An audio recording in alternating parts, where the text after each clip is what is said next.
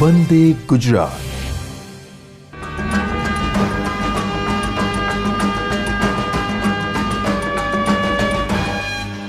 નમસ્કાર આદરણીય શિક્ષક મિત્રો અને મારા વાલા વિદ્યાર્થી મિત્રો.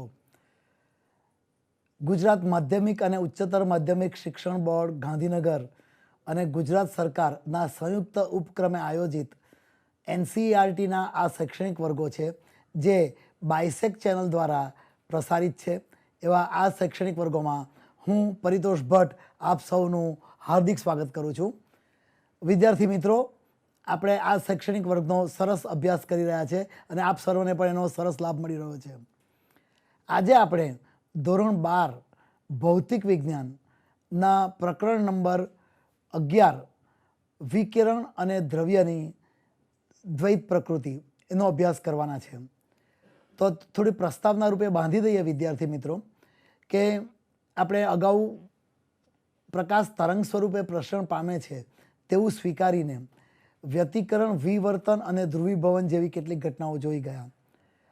પરંતુ વિદ્યાર્થી મિત્રો, આજે આપણે એક એવી અસર જોવાના છે કે જે સમજાવવામાં આપણે તરંગવાદ નિષ્ફળ જાય છે. એટલું જ નહીં, ઘણા લાંબા સમય સુધી વૈજ્ઞાનિકો એનો ઉકેલ આપવા માટે મથામણ કરી રહ્યા હતા. અનેક વર્ષો પછી એનો ઉકેલ મળ્યો હતો અને એક સમય તો એવો આવી ગયો હતો વિદ્યાર્થી મિત્રો કે જાણે એમ થઈ ગયું હતું કે અહીંયા આગળ હવે ફિઝિક્સ પૂરું થઈ ગયું. તો એવું ખૂબ જ રસપ્રદ જેવું ચેપ્ટર છે આ, કે જે સમજવામાં તમને પણ ખૂબ જ મજા આવશે. આપણે ધોરણ 12ના બોર્ડની દ્રષ્ટિએ પણ આ ખૂબ જ એક અગત્યનું પ્રકરણ છે કે વિકિરણ પણ દ્વિસ્વભાવી છે. વિકિરણ અને દ્રવ્ય બંને દ્વૈત સ્વભાવી ધરાવે છે, કોઈક વાર તરંગ સ્વરૂપે તો અન્ય કોઈક વાર એક કણ સ્વરૂપે. તો વિદ્યાર્થી મિત્રો, આજે આપણે એ જ જોવાના છે. તો આપણે શરૂ કરીશું પ્રકરણ 11 વિકિરણ અને દ્રવ્યનો દ્વૈત પ્રકૃતિ. તો વિદ્યાર્થી મિત્રો, આપ સૌ નોટ પેન લઈને રેડી થઈ ગયા છો? તો આપણે શરૂ કરીએ. તો ચાલો, પ્રકરણ 11 વિકિરણ અને દ્રવ્યની દ્વૈત પ્રકૃતિ. વિકિરણ અને દ્રવ્યની દ્વૈત પ્રકૃતિ. એમાં ઇલેક્ટ્રોનનું ઉત્સર્જન, તાપીય ઉત્સર્જન. તો આપણે કહ્યું એ મુજબ તાપીય ઉત્સર્જનમાં જ્યારે ધાતુનું તાપમાન વધારવામાં આવે છે ત્યારે તેમાં રહેલા મુક્ત ઇલેક્ટ્રોનની ગતિ ઉર્જા વધે છે. જ્યારે આ ગતિ ઉર્જા એ મુક્ત ઇલેક્ટ્રોનને ધાતુમાં જકડી રાખતી બંધન ઉર્જા કરતાં વધી જાય છે ત્યારે ઇલેક્ટ્રોનનું ધાતુમાંથી ઉત્સર્જન થાય છે. આ પ્રકારના ઉત્સર્જનને આપણે કહીએ છીએ તાપીય અથવા ઉષ્માજનિત ઉત્સર્જન. ત્યારબાદ બીજું ઉત્સર્જન, ક્ષેત્રીય ઉત્સર્જન. અહીંયા વિદ્યાર્થી મિત્રો ખાસ નોંધજો, જ્યારે ધાતુ કોઈ ઉચ્ચ વિદ્યુત ક્ષેત્રના સંપર્કમાં આવે છે, જેમ કે આપણે જાણીએ છીએ કે વિદ્યુત ક્ષેત્ર હંમેશા પોઝિટિવથી નેગેટિવ તરફનું હોય છે. તો આવું કોઈ આ વિદ્યુત ક્ષેત્ર છે. આ વિદ્યુત ક્ષેત્રની અંદર જો કોઈ ધાતુને રાખવામાં આવે, અહીંયા જો કોઈ ધાતુને રાખવામાં આવે તો ધાતુમાં રહેલા મુક્ત ઇલેક્ટ્રોન પર આ વિદ્યુત ક્ષેત્રને કારણે બળ લાગે છે. આપણને ખબર છે આ વિદ્યુત બળ એ QE જેટલું હોય છે. આમ જ્યારે Eનું મૂલ્ય પ્રબળ થાય છે ત્યારે વિદ્યુત બળ એટલું પ્રબળ થાય છે કે ઇલેક્ટ્રોનને એની બંધન ઉર્જા કરતાં વધારે ઉર્જા આપે છે અને આવું ઇલેક્ટ્રોન ધાતુમાંથી બહાર ઉત્સર્જન પામે છે. એવું માલુમ પડ્યું કે આ માટે જે જરૂરી વિદ્યુત ક્ષેત્ર છે એ 10⁸ વોલ્ટ પ્રતિ મીટર આટલા ક્રમનું હોય છે. આમ જ્યારે ધાતુને આટલા ઉચ્ચ વિદ્યુત ક્ષેત્રમાં રાખવામાં આવે છે ત્યારે તેમાં ધાતુમાંથી ઇલેક્ટ્રોનનું ઉત્સર્જન થાય છે. આ રીતે થતા ઉત્સર્જનને આપણે કહીએ છીએ ક્ષેત્રીય ઉત્સર્જન. હવે ત્રીજા પ્રકારનું ઉત્સર્જન, જે વિસ્તૃત આપણે આ સમગ્ર પ્રકરણમાં આપણે એની જ ચર્ચા કરવાના છે, એ છે ફોટો ઇલેક્ટ્રિક ઉત્સર્જન. એ શું છે એ બી જોઈ લઈએ. તો જ્યારે કોઈ સ્વચ્છ કરેલી ધાતુની સપાટી પર, આ કોઈ ધાતુની સપાટી છે, આ ધાતુની સપાટી પર યોગ્ય ઊંચી આવૃત્તિવાળો પ્રકાશ આપાત કરીએ, ફરીથી બોલું છું, આપાત પ્રકાશની આવૃત્તિ એ કોઈ જરૂરી લઘુત્તમ આવૃત્તિ જેટલી અથવા તો તેના કરતાં વધારે છે.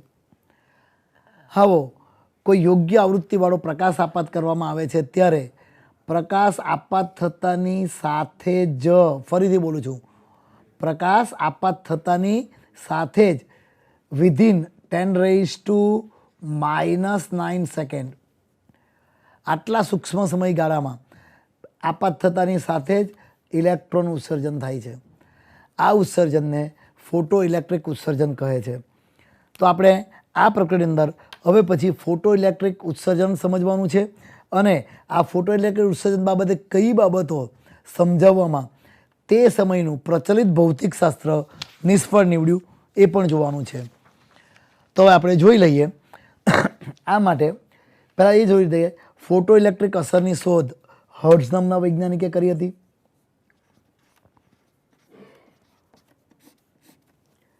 આપેલી ધાતુ માટે આપણે કહ્યું તેમ આપાત પ્રકાશની આવૃત્તિ કોઈ લઘુત્તમ આવૃત્તિ જેટલી કે તેના કરતાં વધારે હોવી જોઈએ.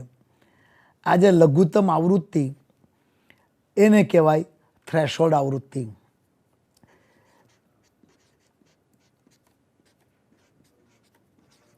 અને ધાતુમાંથી ફોટો ઇલેક્ટ્રોનના ઉત્સર્જન માટે જરૂરી લઘુત્તમ ઉર્જાને કહીશું ધાતુનું કાર્ય વિધેય અથવા તો વર્ક ફંક્શન.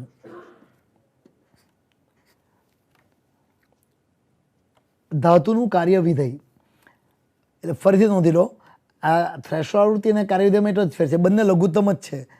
આ ફોટો ઇલેક્ટ્રોનના ઉત્સર્જન માટે જરૂરી લઘુત્તમ આવૃત્તિ, જ્યારે આ લઘુત્તમ ઉર્જા એટલે વર્ક ફંક્શન, આ લઘુત્તમ આવૃત્તિ.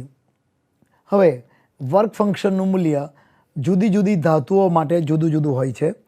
અહીં ખાસ નોંધનીય છે કે આ વર્ક ફંક્શનને આપણે ધારો કે સંકેત φ0 કહી દઈએ તો પ્લેટિનમ માટે φ0નું મૂલ્ય સૌથી વધારે છે. વર્ક ફંક્શન મૂલ્ય ધાતુની જાત પર આધાર રાખે છે. પ્લેટિનમ માટે વર્ક ફંક્શનનું મૂલ્ય સૌથી વધારે છે, જ્યારે સીઝિયમ, ખાસ નોંધજો, સીઝિયમ ધાતુ માટે વર્ક ફંક્શનનું મૂલ્ય સૌથી ઓછું હોય છે.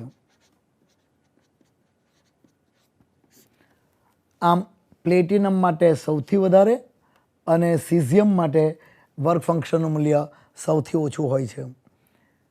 હવે આપણે ફોટો ઇલેક્ટ્રિક અસરને લગતા હોલવાસ અને લેનાર્ડના અવલોકનો જોવાના છે. હોલવાસ અને લેનાર્ડના અવલોકનો. અહીં હોલવાસ અને લેનાર્ડે અલ્ટ્રાવાયોલેટ પ્રકાશનો ઉપયોગ કર્યો. એમણે જોયું કે જ્યારે આપાત અલ્ટ્રાવાયોલેટ પ્રકાશ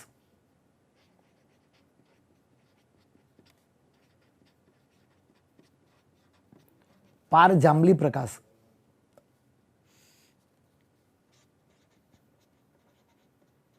આ અલ્ટ્રાવાયોલેટ પ્રકાશની આવૃત્તિ જો જરૂરી લઘુત્તમ આવૃત્તિ કરતાં ઓછી હોય તો કોઈ ફોટો ઇલેક્ટ્રોનનું ઉત્સર્જન થતું નથી.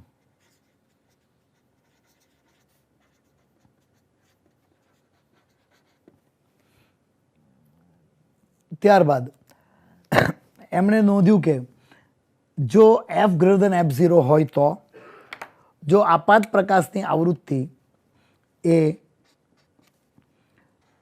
જરૂરી થ્રેશોલ્ડ આવૃત્તિ કરતાં વધારે હોય ત્યારે એમણે કોઈ ઋણ ઝિંક પ્લેટ પર નેગેટિવ ઋણ વિદ્યુત ભારિત ઝિંક પ્લેટ પર અલ્ટ્રાવાયોલેટ પ્રકાશનો મારો કર્યો. તેમણે જોયું કે આ ઋણ વિદ્યુત ભારિત ઝિંક પ્લેટ એ ધન વિદ્યુત ભારિત બને છે.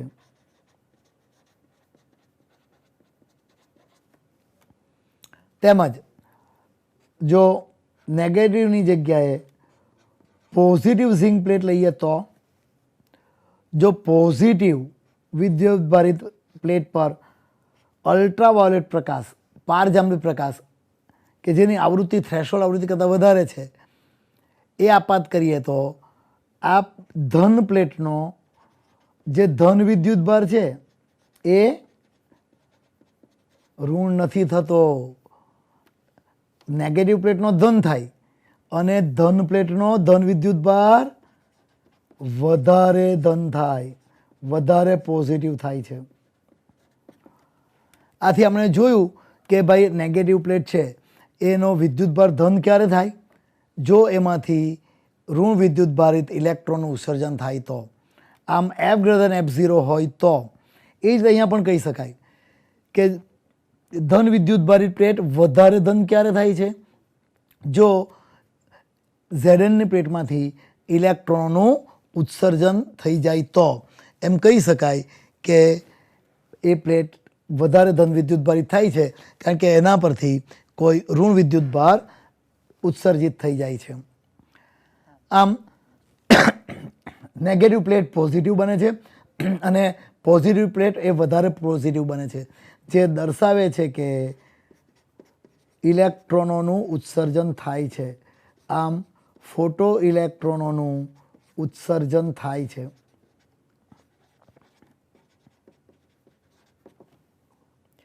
એમણે એ પણ નોંધ્યું કે ફોટો ઇલેક્ટ્રોનની સંખ્યા, ફરીથી બોલું છું, ખાસ નોંધજો, આ ફોટો ઇલેક્ટ્રોનની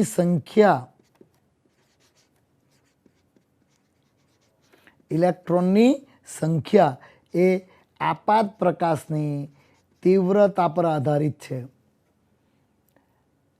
ફોટો ઇલેક્ટ્રોનની સંખ્યા તીવ્રતા પર આધારિત છે, ખાસ નોંધજો. જેમ તીવ્રતા વધે તેમ ફોટો ઇલેક્ટ્રોનની સંખ્યા વધે છે. ત્યારબાદ આપણે ફોટો ઇલેક્ટ્રિક અસરને લગતો કોઈ પ્રાયોગિક અભ્યાસ જોવાનો છે. પણ આ પરિણામો ખાસ નોંધી લેજો. હોલવાસ અને લેનાર્ડના અવલોકનો. હવે આગળ જઈએ તો ફોટો ઇલેક્ટ્રિક અસરની પ્રાયોગિક અભ્યાસ.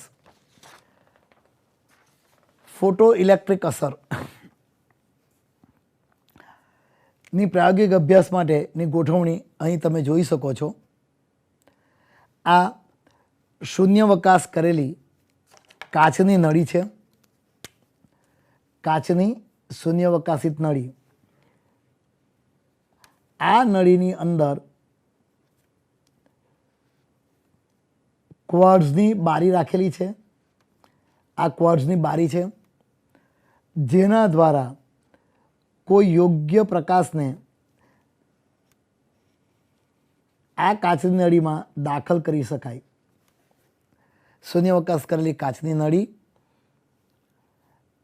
આ સૂર્યપ્રકાશને ક્વાર્ટ્ઝની બારી W ફોર વિન્ડો, W દ્વારા દાખલ કરવામાં આવે છે અને તેને ફોટો સંવેદી પ્લેટ, C ઇઝ ફોટો સંવેદી પ્લેટ, એને ઉત્સર્જક પણ કહે છે કે જેના પરથી ફોટો ઇલેક્ટ્રોનનું ઉત્સર્જન થવાનું છે. એટલે Cને ફોટો સંવેદી પ્લેટને આપણે કહી દઈશું ઉત્સર્જક. તો ઉત્સર્જક પર અહીં આ યોગ્ય આવૃત્તિવાળો પ્રકાશ આપાત કરવામાં આવે છે. આથી ઉત્સર્જક ફોટો ઇલેક્ટ્રોનોનું ઉત્સર્જન કરશે. ઉત્સર્જકમાંથી પ્રકાશ આપાત કરતાની સાથે જ 10⁻⁹ સેકન્ડના ગાળાની અંદર આ બધા ઇલેક્ટ્રોનનું ઉત્સર્જન થાય છે. આ ફોટો ઇલેક્ટ્રોન છે તેને આકર્ષવા માટે ધાતુનો એક એનોડ હોય છે, A ફોર એનોડ. આ એનોડને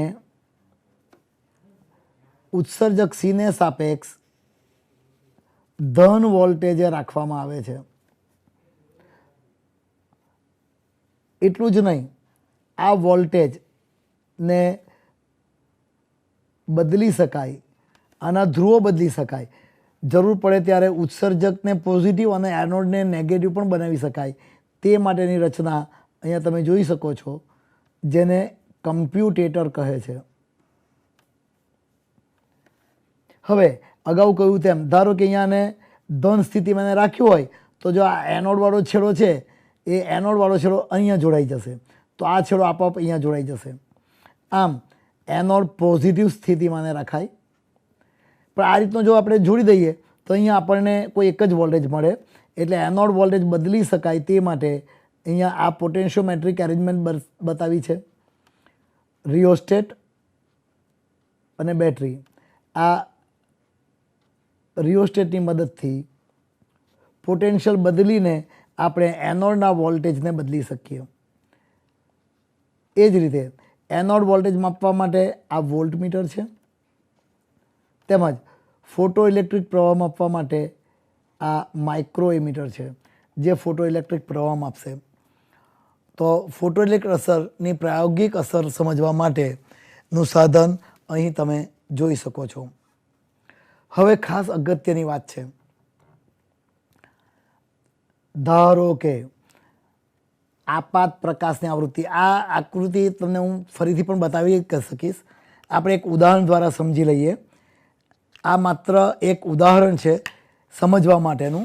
ખરેખર ફોટો ઇલેક્ટ્રોનની સંખ્યા આટલી જ હોય છે એવું નથી. ધારો કે જે આપાત પ્રકાશ છે એની વાત કરી દઈએ. તો આપાત પ્રકાશની હું વાત કરીશ. ધારો કે પહેલાં આવૃત્તિ F1 છે અને આપાત પ્રકાશની તીવ્રતા I1 છે. ધારો કે આ સંયોજન માટે F1 અને I1 સંયોજન માટે દર સેકન્ડે ધારો કે 25 × 10⁻28 ફોટો ઇલેક્ટ્રોનનું ઉત્સર્જન થાય છે. આ એક સંખ્યા છે ખાલી સમજવા માટે. આટલા ઇલેક્ટ્રોનનું ઉત્સર્જન થાય છે. હવે આપણે આટલા ઇલેક્ટ્રોન માટે વાત કરવી છે ફરીથી એનોડ પોટેન્શિયલની. એનોડ પોટેન્શિયલ 0 છે. ઉત્સર્જકમાંથી દર સેકન્ડે આટલા ઇલેક્ટ્રોનનું ઉત્સર્જન થઈ જાય છે 25 × 10⁻8, પણ એનોડ 0 પોટેન્શિયલે છે. તો પ્રચલિત ભૌતિકશાસ્ત્ર એમ કહે છે કે એનોડ પોઝિટિવ નથી, શૂન્ય સ્થિતિ માને છે. આથી એનોડ ઇલેક્ટ્રોનને આકર્ષે નહીં અને આપણે ફોટો ઇલેક્ટ્રિક પ્રવાહનું મૂલ્ય શૂન્ય મળવું જોઈએ, આવું પ્રચલિત ભૌતિકશાસ્ત્ર કહે છે. હજી એ પણ વાત કરીએ કે પછી શું થાય. હવે આ એનોડનો પોઝિટિવ વોલ્ટેજ ક્રમશઃ વધારતા જઈએ. તો જેમ જેમ એનોડનો ધન વોલ્ટેજ વધતો જાય તેમ તેમ એનોડ વધારે ને વધારે ઇલેક્ટ્રોન આકર્ષતા જાય.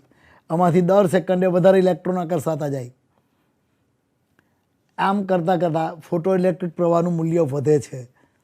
આમ વોલ્ટેજ વધારતા જઈએ તેમ પ્રવાહ વધવો જોઈએ, આવું પ્રચલિત ભૌતિકશાસ્ત્ર અપેક્ષા રાખે છે કે જેમ વોલ્ટેજ વધારીએ તેમ પ્રવાહ વધવો જોઈએ.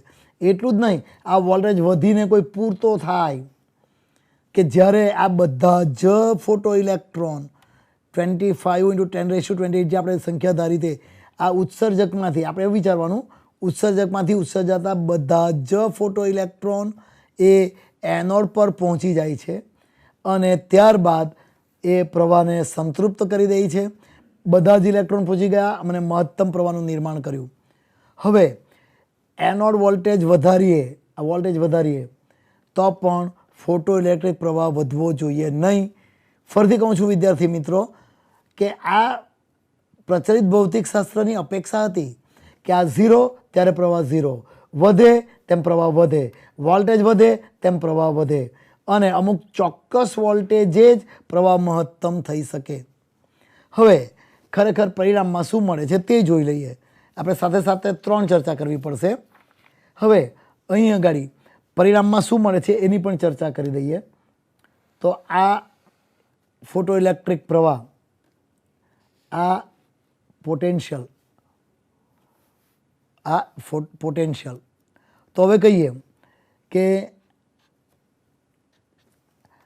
આટલા ઇલેક્ટ્રોન જે ઉત્સર્જિત થાય છે અને આપણે કહ્યું એ મુજબ વોલ્ટેજ 0 હોય ત્યારે એક પણ ઇલેક્ટ્રોન આકર્ષવો જોઈએ નહીં. એના કરતાં આ અપેક્ષાથી એનાથી વિરુદ્ધ વોલ્ટેજ 0 હતો ત્યારે ફોટો ઇલેક્ટ્રિક પ્રવાહ, આ વાયક્ષ પર પ્રવાહ છે, તો ફોટો ઇલેક્ટ્રિક પ્રવાહનું મૂલ્ય 0 ન મળ્યું, પરંતુ ખાસું એવું વધારે મળ્યું.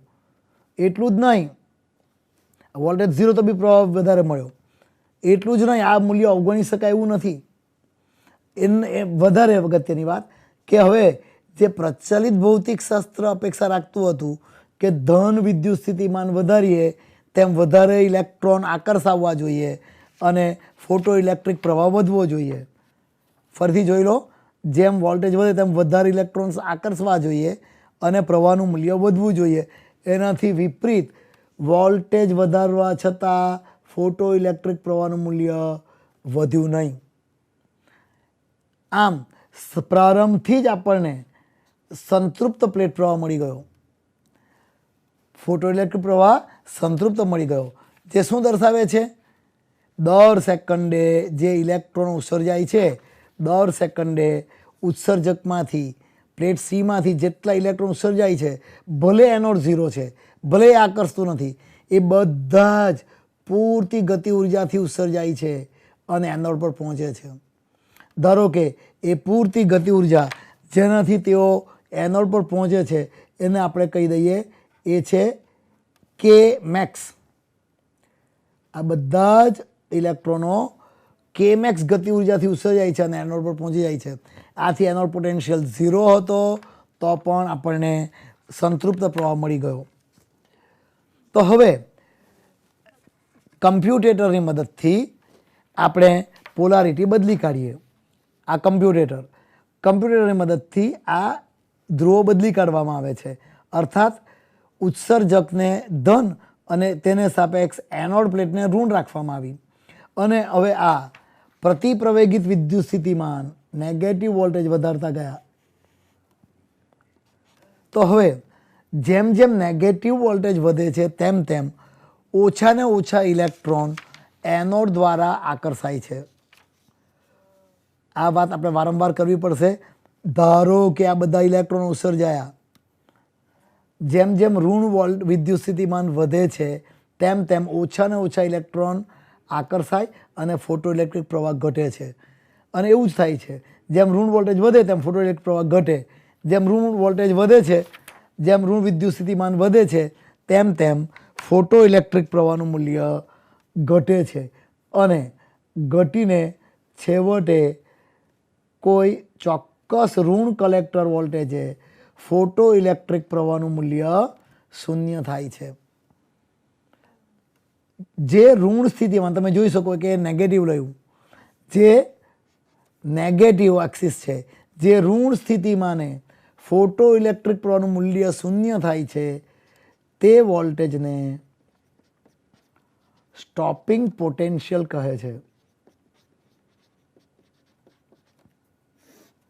આમ નેગેટિવ વોલ્ટેજે સ્ટોપિંગ પોટેન્શિયલ ફોટો ઇલેક્ટ્રિક પ્રવાહનું મૂલ્ય 0 થયું. મેં કહ્યું હતું તેમ આ સેટ હતો આવૃત્તિ F1 અને તીવ્રતા I1 માટેનો. હવે આવૃત્તિ F1 જ રાખી, તીવ્રતાનું મૂલ્ય બદલી કાઢ્યું. એટલે હવે બીજા સેટની વાત કરીએ.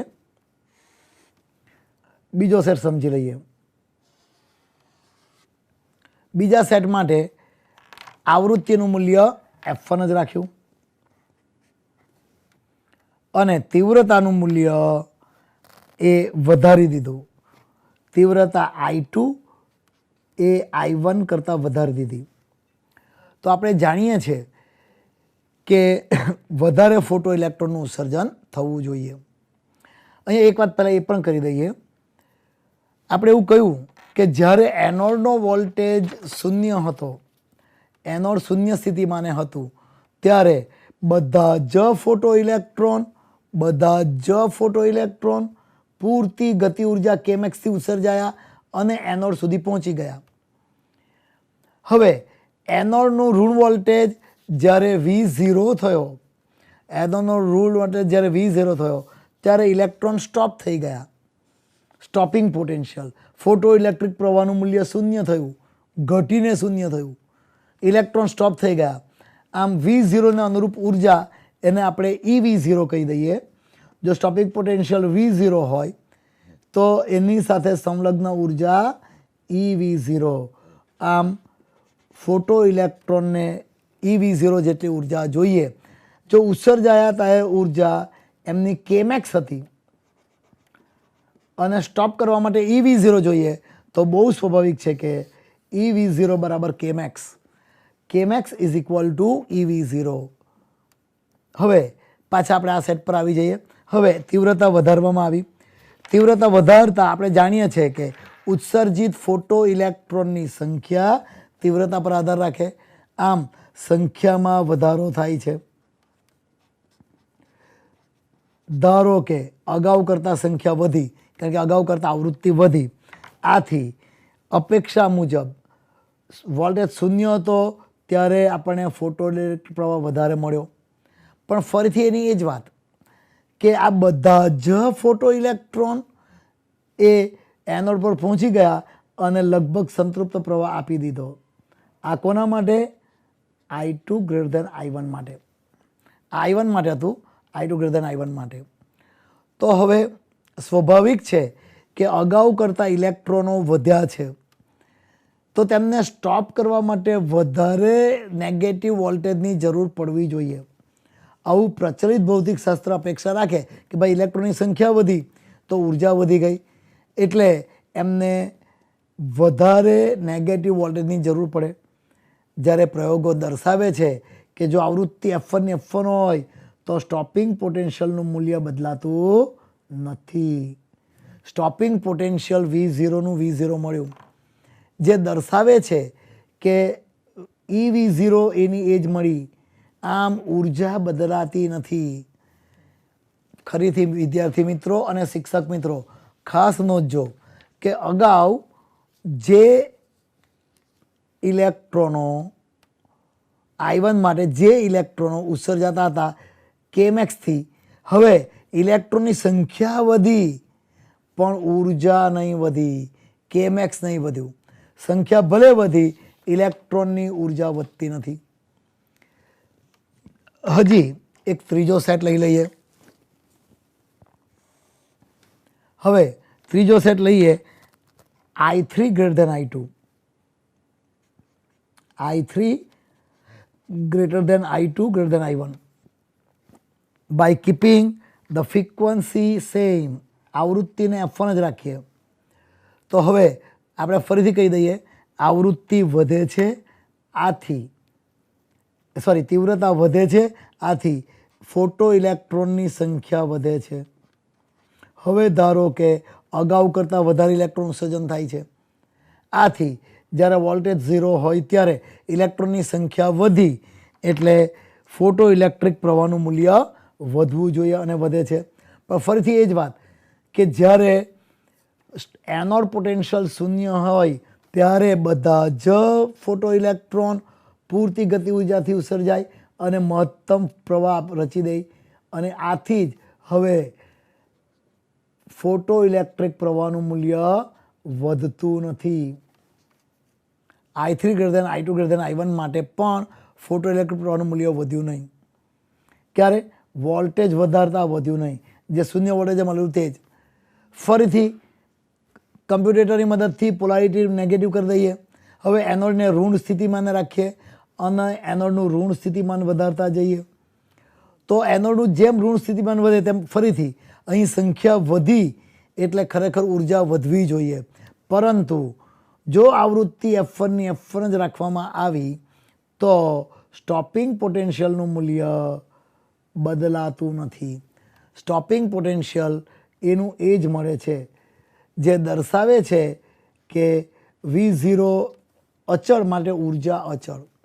આમ વિદ્યાર્થી મિત્રો અને શિક્ષક મિત્રો ખાસ નોંધી લેજો કે ઉત્સર્જિત ફોટો ઇલેક્ટ્રોનની સંખ્યા એટલે કે ફોટો ઇલેક્ટ્રિક પ્રવાહનું મૂલ્ય એ સંખ્યા પર જરૂર આધારિત છે, એટલે કે તીવ્રતા પર જરૂરી આધારિત છે, પરંતુ એ જે ઇલેક્ટ્રોનોની ઉર્જા છે, ઉર્જા એટલે કે EV0 અર્થાત સ્ટોપિંગ પોટેન્શિયલ એ તીવ્રતા પર આધારિત નથી. તીવ્રતા જુદી જુદી છે છતાં સ્ટોપિંગ પોટેન્શિયલ એકનું એક મળે છે. આમ આ કંઈક નવી વાત છે કે જે પ્રચલિત ભૌતિકશાસ્ત્ર તે સમયે સમજાવી શકતું હતું નહીં કે ભાઈ ઇલેક્ટ્રોનની ઉર્જા એ કેમ વધતી નથી, તીવ્રતા વધે તો ઉર્જા વધવી જ જોઈએ, ઉર્જા કેમ વધતી નથી. અહીં તીવ્રતા વધવા છતાં ઉર્જાનું મૂલ્ય વધતું નથી કારણ કે સ્ટોપિંગ પોટેન્શિયલ V0નું V0 જ મળે છે. તો આ થઈ કોની અસર? પોટેન્શિયલની. હવે આપણે ફરીથી આવૃત્તિ બદલીએ અને તીવ્રતા અચળ રાખીએ. અહીંયા આ સેટ તમે જોઈ શકો શું છે, અહીંયા આવૃત્તિ અચળ છે અને તીવ્રતા બદલી છે. હવે પછી આપણે ઊંધું કરીએ કે તીવ્રતાને I1 જેટલી અચળ રાખીને આવૃત્તિ F1 થી F2 કરવાના અને F3 કરવાના. તો શું થાય છે તે જોઈ લઈએ. તો ફરીથી કહી દે, પહેલો આ સેટ જ લઈ લઈએ. આવૃત્તિ F1, તીવ્રતા I1. આમ કેટલા ઇલેક્ટ્રોનનું ઉત્સર્જન થતું હતું? તો ઇલેક્ટ્રોન ઉત્સર્જન થતું હતું 25,000 × 10⁻²8. જો આટલા ઇલેક્ટ્રોન ઉત્સર્જન થતું હોય તો એની એ જ વાત, પ્રારંભિક વાત તો એની એ જ કરવાના. હવે આપણે આલેખ દોરવાના ફરીથી પ્રવાહ વિરુદ્ધ પોટેન્શિયલનો. તો હવે આ જ આલેખ હતો ત્યારે 25,000 અને ધન વિદ્યુત સ્થિતિમાન વધે છે છતાં પણ પ્રવાહ વધતું નથી.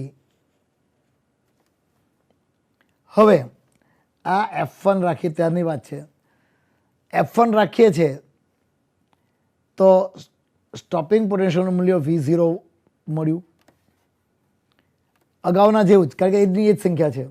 હવે તીવ્રતા I1 જ રાખી અને ફ્રીક્વન્સી F2 કરવામાં આવે,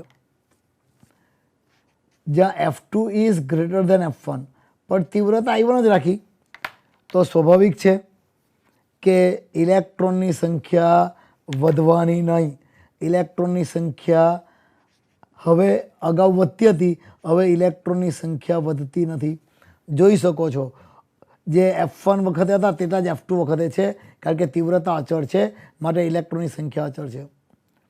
એટલે જ્યારે ધન વોલ્ટેજ સમાન ત્યારે આલેખ આ રીતે જ મળે, પરંતુ નેગેટિવ હોય ત્યારે સંખ્યા સમાન, ત્યારે સ્ટોપિંગ પોટેન્શિયલ સમાન જ મળવું જોઈએ.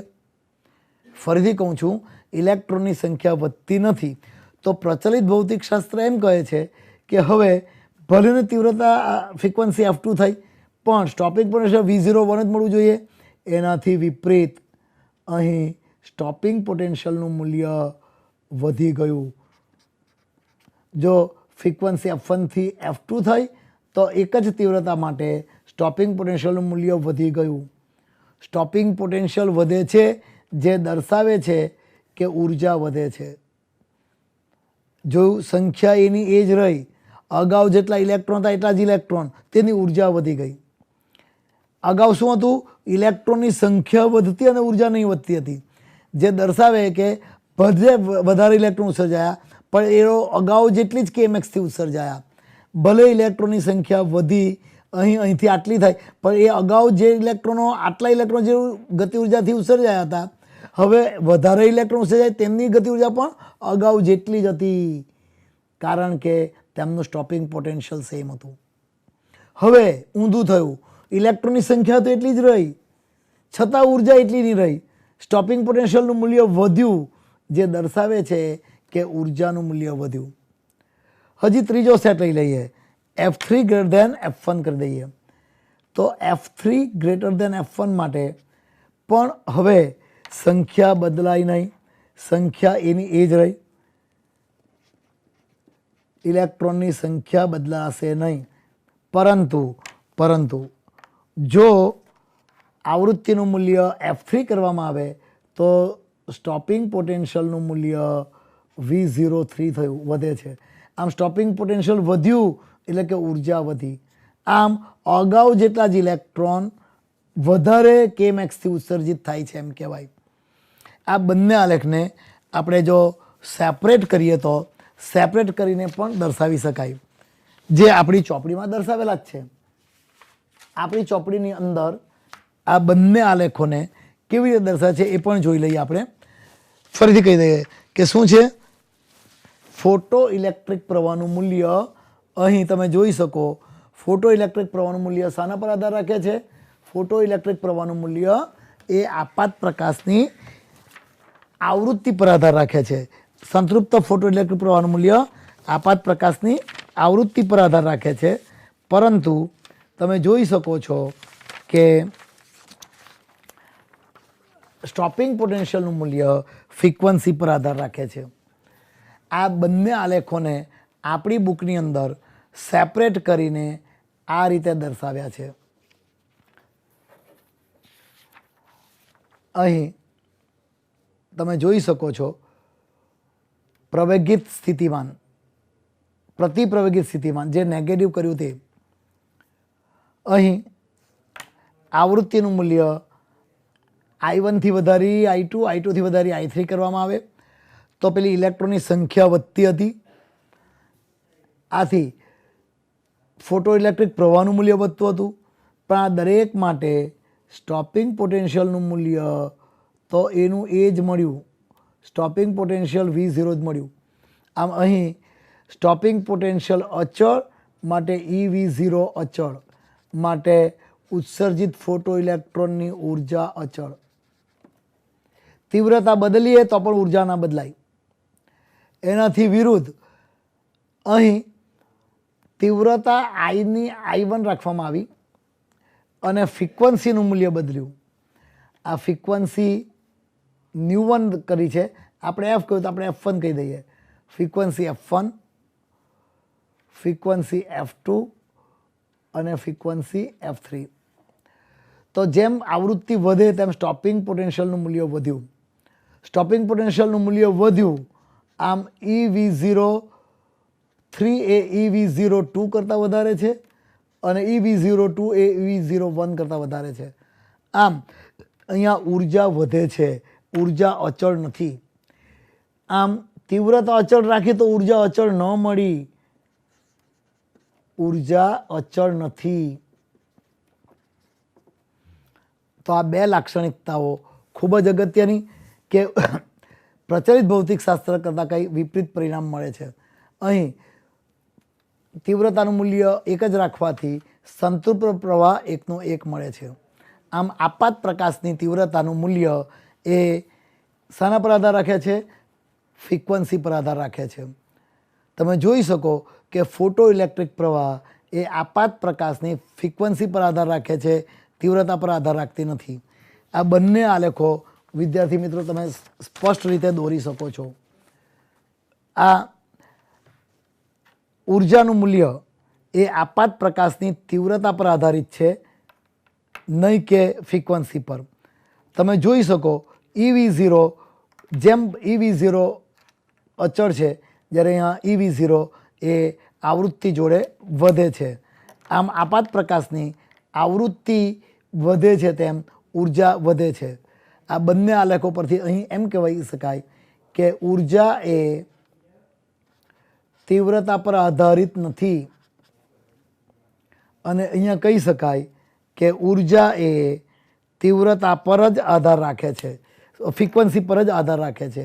ઉર્જા તીવ્રતા પર આધારિત નથી અને ઉર્જા એ આપાત પ્રકાશની તીવ્રતા પર નહીં પણ આવૃત્તિ પર. આવૃત્તિ બદલીએ તો બદલાય છે.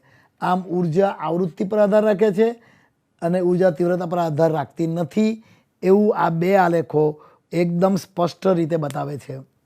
તો વિદ્યાર્થી મિત્રો, આજે આપણે આ એપિસોડની અંદર એવું જોયું કે ફોટો ઇલેક્ટ્રિક ઉત્સર્જન, જ્યારે સ્વચ્છ કરેલી ધાતુની સપાટી પર યોગ્ય ઊંચી આવૃત્તિ ધરાવતો પ્રકાશ આપાત કરવામાં આવે છે ત્યારે ધાતુની સપાટી પરથી ફોટો ઇલેક્ટ્રોનોનું તત્કાલીન ઉત્સર્જન થાય છે. તો વિદ્યાર્થી મિત્રો, આ તત્કાલીન ઉત્સર્જન જે 10⁻⁹ સેકન્ડની અંદર આ ઉત્સર્જન થઈ ગયું, એ એ ઉત્સર્જન ને કેટલીક અસરો સમજાવવામાં જે આપણું પ્રચલિત ભૌતિક શાસ્ત્ર છે, આપણા વિકિરણનું તરંગ સ્વરૂપ છે, એ નિષ્ફળ નીવડ્યું છે. એ કેમ નિષ્ફળ નીવડ્યું એ આપણે હવે પછીના પ્રકરણમાં જોઈશું. પરંતુ આજે આપણે જરૂર સમજ પડી ગઈ છે કે ઉર્જાનું મૂલ્ય એ આપાત પ્રકાશની આવૃત્તિ પર આધારિત નથી. ફોટો ઇલેક્ટ્રોનની ઉર્જા આપાત પ્રકાશની આવૃત્તિ પર નહીં પરંતુ આપાત પ્રકાશની તીવ્રતા પર નહીં પરંતુ આવૃત્તિ પર આધાર રાખે છે. ફોટો ઇલેક્ટ્રોનની ઉર્જા આપાત પ્રકાશની ફ્રીક્વન્સી પર આધાર રાખે છે, આવૃત્તિ પર આધાર રાખે છે, નહીં કે તીવ્રતા પર. તો એના જે લાક્ષણિક આલેખો છે એ પણ આપણે જોયા, આપે બરાબર સમજ્યા હશે. તો વિદ્યાર્થી મિત્રો, આપ આનું પુનરાવર્તન કરતા રહો અને આ બધું લખીને તૈયાર કરો તો એ ખૂબ જ સરળ રહેશે અને આપણે સમજવામાં પણ મદદ થશે.